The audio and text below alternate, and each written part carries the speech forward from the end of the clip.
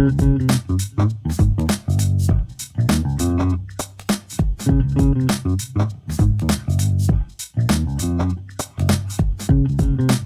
up, guys? It's Andy, aka the Calibird, and I'm back again to give my Week 11 Eagles versus Chiefs preview. Monday night matchup, both teams coming off of byes, both teams the top of their conference, both teams very familiar with each other, having met last year in the Super Bowl. Obviously, there's been a little bit of roster changes since this past offseason, but overall, the main pieces stay the same. This game being in Kansas City, I don't know what it is, but it always feels like Kansas City is always at home. Is it just me, or does it always feel like that? Going over some keys to victory for this game, and before we do that, just wanted to look back at the Super Bowl from last year. Looking at the box score, a lot of it, the Eagles, especially on offense, seemed to control the game, having more total yards, including the passing yards, 300 to 180, and then first downs, third down efficiency, 11 of 18. Even the fourth down efficiency, Eagles were 2 for 2, almost 20 more plays, and then time of possession over 10 minutes. Obviously, when you look at it closer, what you want to notice is that one of the big things, penalties, Eagles had 6 to 3, so twice as many penalties. They allowed 2 sacks compared to the Chiefs, who allowed 0. Coming into that Super Bowl game last year, obviously Eagles had one of the best O-lines, so to give up 2 sacks was unfortunate, and to not get any sacks, considering you had the season sack leader in Hassan Reddick. Some people chalk it up to the field conditions. I'm not going to go into all of that right now. And then obviously, who can forget the fumble from that first half? And arguably could be the game right there. Just digging into more of the stats, big thing on offense that sticks out. Aside from Jalen's rushing, getting 15 carries, 70 plus yards, 3 touchdowns, some of them being the tush-push touchdowns, but there was not much contribution from the run game from any of the running backs whatsoever. Gainwell, 7 carries, 21 yards. Miles Sanders, 7 carries, 16 yards. Boston Scott, 3 carries, 8 yards. So with a minimum of a 3-yard average or below between the three of them, that's not going to get it done, considering our offensive line, which I consider the best in the league, end of last year and even into this year. Kind of shocking that we couldn't get anything going in the run game. But heading into this game, Week 11, obviously we have DeAndre Swift now, which is a little different element than Miles Sanders. But even in these last few games, he's only been averaging 4 weeks ago, 10 for 18. He did have a 15 for 62 in between for 4, and then 16 for 57, 18 for 43. So it's hovering around that 3 average again. Going forward, it'll just be paramount for the Eagles to get the rest of the running backs involved. We're not going to be able to win, especially against the Chiefs, if we're not able to run the ball, control the clock, and keep Mahomes off the field. The Jalen Hurts rushing was encouraging, but we need it from our other running backs as well. And then just touching on the passing game overall, looks pretty standard. Devontae Smith and AJ with about 100 yards. Dallas Goedert third with 6 for 60. Again, I don't want to put too much emphasis on this game, but I just thought it'd be interesting to kind of look back and compare and see kind of like how that game went, how players were used or not used, what worked and what didn't, and how we can implement some of those changes into this game going forward. Dallas Goedert 6 for 60, kind of standard, but I think the reason I mention him is heading into my next topic, which is injuries amongst teams. Looks like Kansas City Chiefs actually look pretty much all healthy. Full participation for pretty much everyone. For the Eagles, it looks like everybody is also full participation for the most part. The main one being Dallas Goedert, obviously suffering what appears to be that broken forearm against the Cowboys before the bye week. Other than that, it looks like both teams are respectively healthy. Going back to that Goddard injury, though, it will be interesting to see how the Eagles attack the Kansas City Chiefs. Goddard being a main weapon, obviously not only in the passing game, but the running game, run blocking, even in the tush-push, he's generally the person right behind Jalen pushing him. So I don't think that should completely be understated. Eagles' backup tight ends consists of Jack Stoll, Grant Calcaterra. Jack Stoll kind of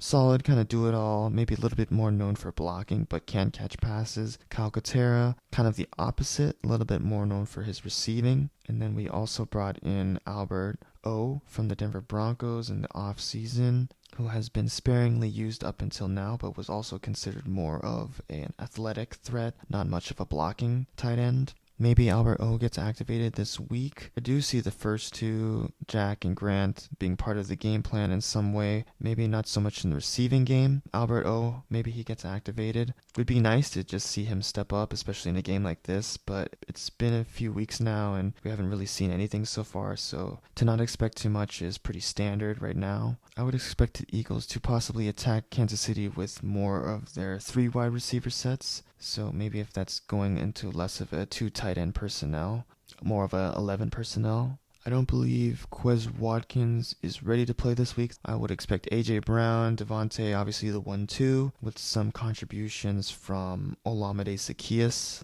in the slot, looking for him to step up a little bit more. I think he provides a different element that the other receivers just don't have, just being more shifty in short areas. Obviously, Julio Jones, factor maybe more in those red zone areas or possession, first down possession when you gotta have it.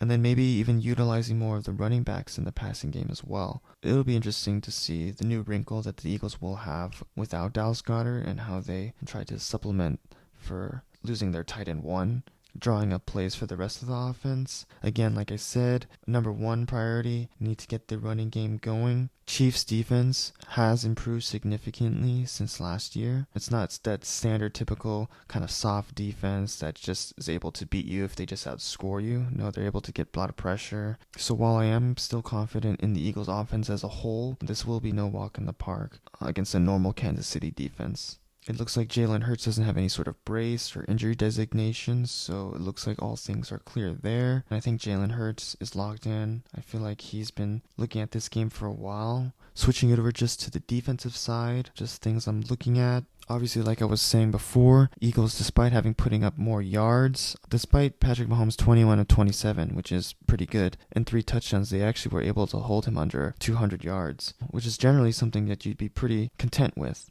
There were not enough pressure plays. There were 0 sacks, as I was saying. Again, not going to mention the field. Who knows if it played a part.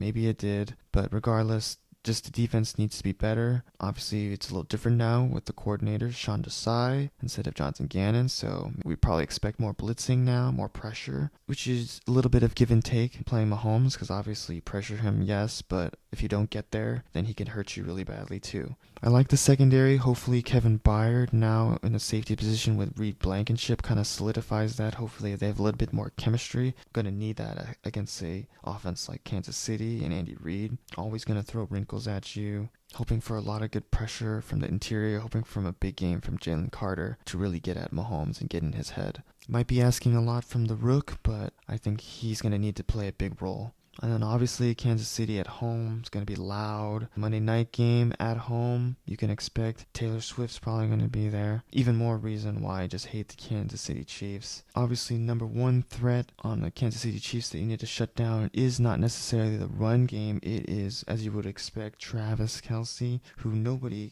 is able to stop. Even when it seems like they try to double him, he seems to always get open. Patrick Mahomes scrambles around, finds him, first down, touchdown, you name it. I'm going to be curious to see how Sean Desai targets and focuses on Travis Kelce and eliminating him from the game plan. Obviously, that'll force Mahomes to go to other receivers who are a lot less consistent. Kadarius Toney, Sky Moore, and players of the like. So minimizing Travis Kelce involvement just in general is paramount. And then moving over to special teams, how can I forget special teams, because it's played such a role in the Super Bowl loss last year. Eagles special teams coordinator Michael Clay, I give him credit. They have gotten a lot better. Kicking return has been a little bit better here and there, but we're really going to need to focus especially on Kadarius Toney. You can assume that he's going to be back there again. We need to make sure that we're ready. Obviously, he had 2 huge punt returns, practically returns for touchdowns, but in a game where you worry so much about Mahomes and the offense and Andy Reid and his play calling and all the things like that, to lose in the special teams game was really unfortunate, and we really need to make sure that that's not the case. Overall, though, looking forward to exciting Monday night matchup between arguably the 2 top teams in both conferences, the Eagles and the Chiefs, both coming off byes, so both healthy, minus Dallas Goedert. Both teams with still a lot to prove. This is the first game for the Eagles in a big gauntlet before they go to the Bills, 49ers, Cowboys, Seahawks, Cowboys again. So it's important to establish a good start The thing again I wanted to emphasize is that as big a game this is for the Eagles, and as much as they have this game probably circled on their calendar ever since their loss, I hope they don't put too much emphasis in it and all their energy and effort into this basket, and realize that there's a bigger stretch still ahead. And while this is a revenge game, it's only a revenge game in the regular season.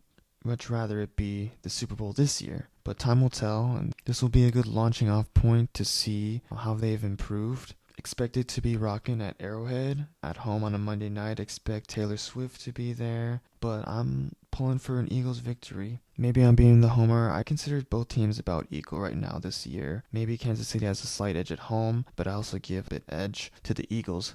A literal edge being more of like a chip on their shoulder, wanting it a little bit more right now. So with that in mind, I'm going to give it to the Eagles in a really close one. Let's say like 30-27. But overall, with the season so far, pretty happy for the Eagles and their record, sitting at 8-1, best in the league. Could argue that they really should have been 9-0, with that one loss being to the Jets, kind of like a fluke loss. I actually don't think most Eagles fans would have thought they would have had just one loss, maybe two, coming out of the bye. At least I did. But they're, like you said, they're going to need to keep it that way given this upcoming schedule. As long as they stay healthy, hopefully we get Dallas Goedert back into form just in time for the start of playoffs when we're really going to need him. And yeah, overall I just see this as a really good test Monday night for the Eagles. As much mentally as it is going to be physically. Just knowing Andy Reid and his play calling and how they're going to try to do a lot of motion. Eagles have been doing a lot better against that with their game against Miami, but there will be similar play calls to that, and hopefully they're able to adjust properly. I think it's going to be a good game. I think it's going to be a close game. Call me a little bit of a